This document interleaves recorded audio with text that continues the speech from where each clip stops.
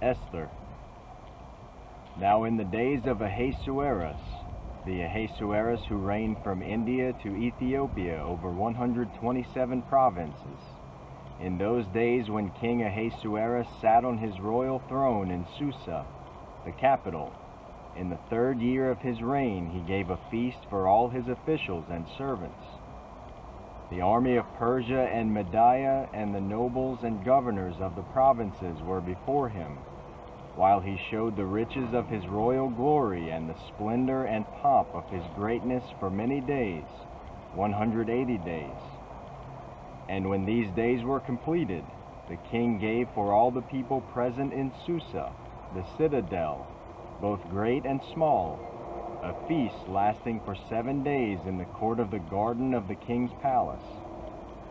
There were white cotton curtains and violet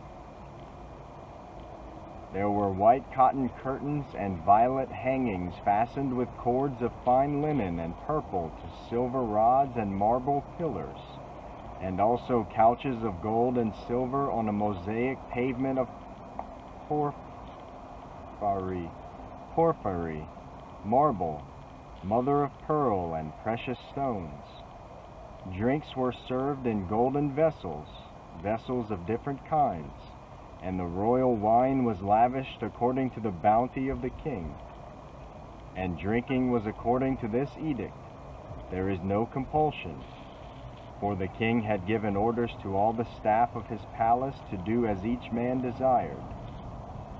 Queen Vashti also gave a feast for the women in the palace that belonged to King Ahasuerus. On the 7th day, when the heart of the king was merry with wine, he commanded Mehuman, Biztha, Harbona, Bigtha, and Abagtha, Zathar, and Carcass, and the 7 eunuchs who served in the presence of King Ahasuerus, to bring Queen Vashti before the king with her royal crown, in order to show the peoples and the princes her beauty, for she was lovely to look at. But Queen Vashti refused to come at the king's command delivered by the eunuchs. At this the king became enraged, and his anger burned within him. Then the king said to the wise men who knew the times, for this was the king's procedure toward all who were versed in law and judgment, the men next to him being Karshina, Shathar, Admatha, Tarshish, Meres, Marsena, and Memucan, the 7 princes of Persia and Media, who saw the king's face, and sat first in the kingdom. According to the law, what is to be done to Queen Vashti, because she has not performed the command of King Ahasuerus delivered by the eunuchs?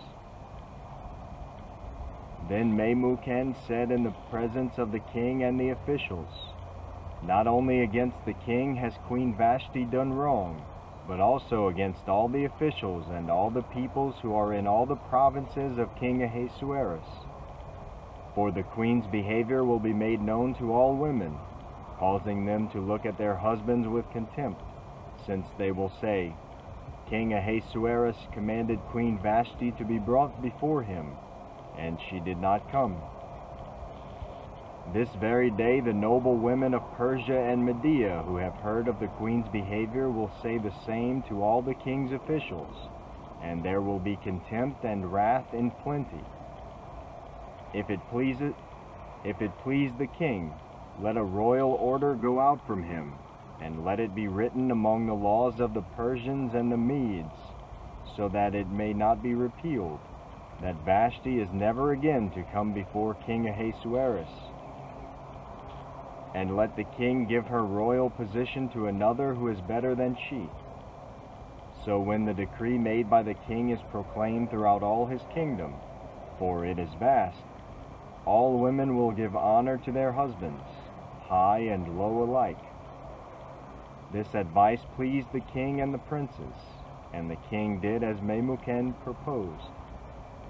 He sent letters to all the royal provinces, to every province in its own script, and to every people in its own language, that every man be master in his own household and speak according to the language of his people. After these things, when the anger of King Ahasuerus had abated, he remembered Vashti and what she had done and what had been decreed against her. Then the king's young men who attended him said, "Let beautiful young virgins be sought out for the king, and let the king appoint officers in all the provinces of his kingdom to gather all the beautiful young virgins to the harem in Susa, the capital, under custody of Haggai, the king's eunuch, who is in charge of the women. Let their cosmetics be given them, and let the young woman who pleases the king be queen instead of Vashti." This pleased the king, and he did so. Now there was a Jew in Susa the citadel whose name was Mordecai, the son of Jair, son of Shimei, son of Kish, a Benjaminite, who had been carried away from Jerusalem among the captives carried away with Jeconiah, king of Judah, whom Nebuchadnezzar, king of Babylon, had carried away. He was bringing up Hadassah, that is, Esther, the daughter of his uncle, for she had neither father nor mother. The young woman had a beautiful figure and was lovely to look at, and when her father and mother died, Mordecai took her as his own daughter. So when the king's order and his edict were proclaimed, and when many young women were gathered in Susa the citadel in custody of Haggai, Esther also was taken into the king's palace and put in custody of Haggai, who had charge of the women. And the young woman pleased him and won his favor, and he quickly provided her with her cosmetics and her portion of food, and with 7 chosen young women from the king's palace, and advanced her and her young women to the best place in the harem. Esther had not made known her people or kindred, for Mordecai had commanded her not to make it known. And every day Mordecai walked in front of the court of the harem to learn how Esther was and what was happening to her. Now when the turn came for each young woman to go in to King Ahasuerus, after being 12 months under the regulations for the women, since this was the regular period of their beautifying, 6 months with oil of myrrh and 6 months with spices and ointments for women. When the young woman went in to the king in this way, she was given whatever she desired to take with her from the harem. She was given whatever she desired to take with her from the harem to the king's palace. In the evening she would go in, and in the morning she would return to the second harem in custody of Shaashgaz, the king's eunuch, who was in charge of the concubines. She would not go in to the king again, unless the king delighted in her and she was summoned by name. When the turn came for Esther, the daughter of Abihail, the uncle of Mordecai, who had taken her as his own daughter, to go in to the king, she asked for nothing except what Haggai, the king's eunuch, who had charge of the women, advised. Now Esther was winning favor in the eyes of all who saw her. And when Esther was taken to King Ahasuerus into his royal palace in the 10th month, which is the month of Tebeth, in the 7th year of his reign, the king loved Esther more than all the women, and she won grace and favor in his sight more than all the virgins, so that he set the royal crown on her head and made her queen instead of Vashti.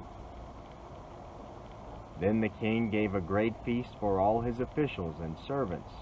It was Esther's feast. He also granted a remission of taxes to the provinces and gave gifts with royal generosity. Now when the virgins were gathered together the second time, Mordecai was sitting at the king's gate. Esther had not made known her kindred or her people, as Mordecai had commanded her, for Esther obeyed Mordecai just as when she was brought up by him.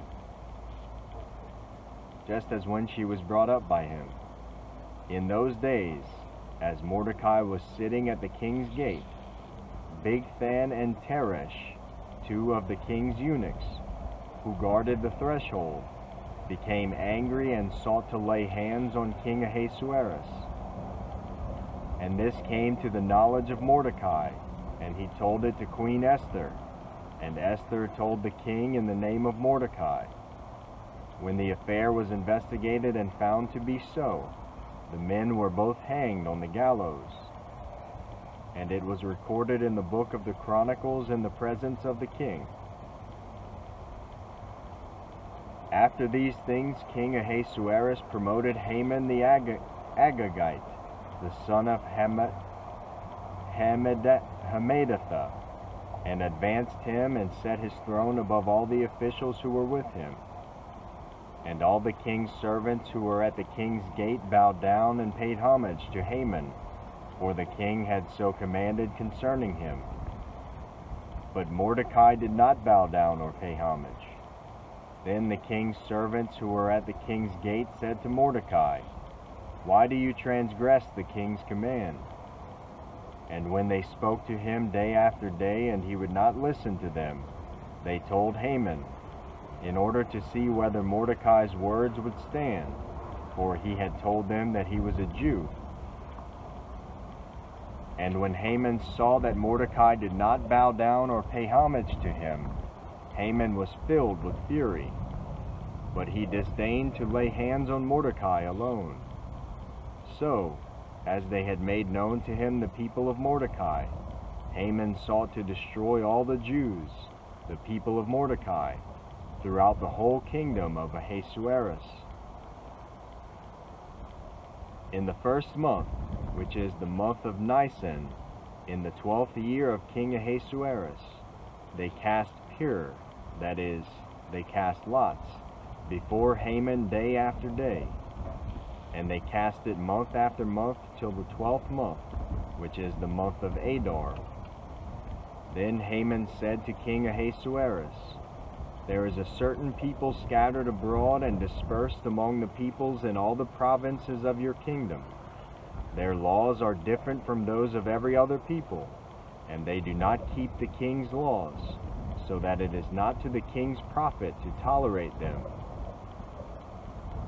If it please the king, let it be decreed that they be destroyed, and I will pay 10,000 talents of silver into the hands of those who have charge of the king's business, that they may put it into the king's treasuries." So the king took his signet ring from his hand and gave it to Haman the Agagite, the son of Hammedatha, the enemy of the Jews. And the king said to Haman, "The money is given to you, the people also, to do with them as it seems good to you." Then the king's scribes were summoned on the 13th day of the first month, and an edict, according to all that Haman commanded, was written to the king's satraps and to the governors over all the provinces and to the officials of all the peoples, to every province in its own script and every people in its own language. It was written in the name of King Ahasuerus and sealed with the king's signet ring.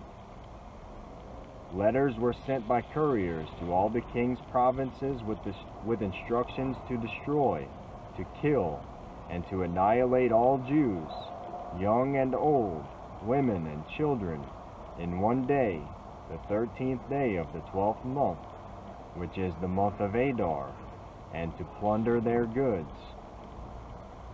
A copy of the document was to be issued as a decree in every province by proclamation to all the peoples to be ready for that day. A copy of the document was to be issued as a decree in every province by proclamation to all the peoples to be ready for that day. The couriers went out hurriedly by order of the king, and the decree was issued in Susa, the citadel. And the king and Haman sat down to drink, but the city of Susa was thrown into confusion. When Mordecai learned all that had been done, Mordecai tore his clothes and put on sackcloth and ashes, and went out into the midst of the city, and he cried out with a loud and bitter cry. He went up to the entrance of the king's gate, for no one was allowed to enter the king's gate clothed in sackcloth. And in every province, wherever the king's command and his decree reached, there was great mourning among the Jews, with fasting and weeping and lamenting, and many of them lay in sackcloth and ashes. When Esther's young women and her eunuchs came and told her, the queen was deeply distressed. She sent garments to clothe Mordecai, so that he might take off his sackcloth, but he would not accept them. Then Esther called for Hathach, one of the king's eunuchs, who had been appointed to attend her, and ordered him to go to Mordecai to learn what this was and why it was.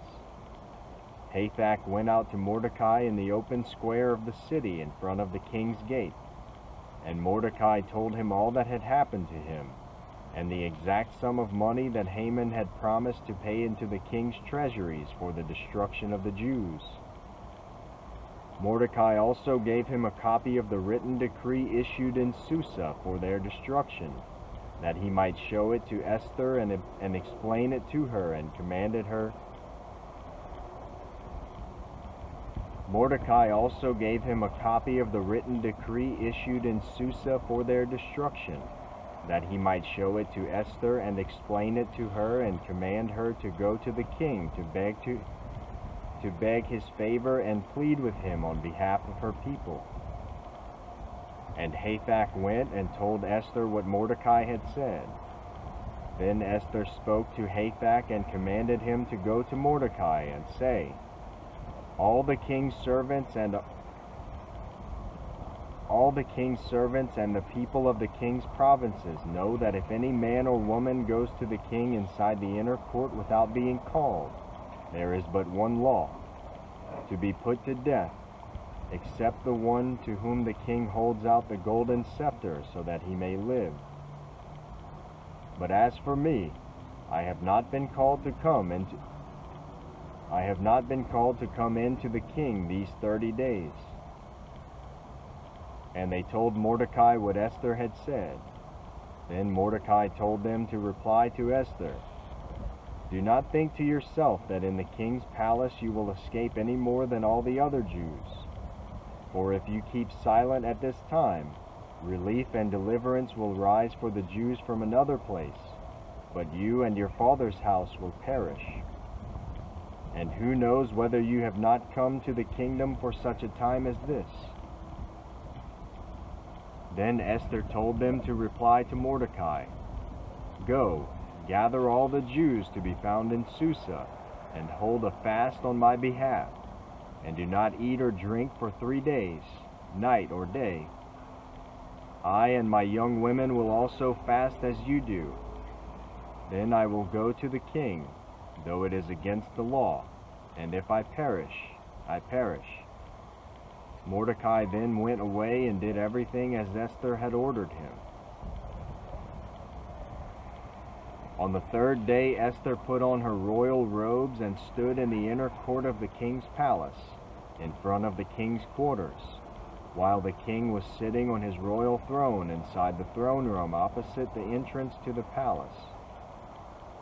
And when the king saw Queen Esther standing in the court, she won favor in his sight, and he held out to Esther the golden scepter that was in his hand. Then Esther approached and touched the tip of the scepter. And the king said to her, What is it, Queen Esther? What is your request? It shall be given you, even to the half of my kingdom. And Esther said, If it please the king, let the king and Haman come today to a feast that I have prepared for the king. Then the king said, Bring Haman quickly, so that we may do as Esther has asked." So the king and Haman came to the feast that Esther had prepared. And as they were drinking wine after the feast, the king said to Esther, "What is your wish? It shall be granted you. And what is your request? Even to the half of my kingdom it shall be fulfilled." Then Esther answered, "My wish and my request is, if I have found favor in the sight of the king, and if it please the king to grant my wish and fulfill my request, let the king and Haman come to the feast that I will prepare for them, and tomorrow I will do as the king has said." And Haman went out that day joyful and glad of heart.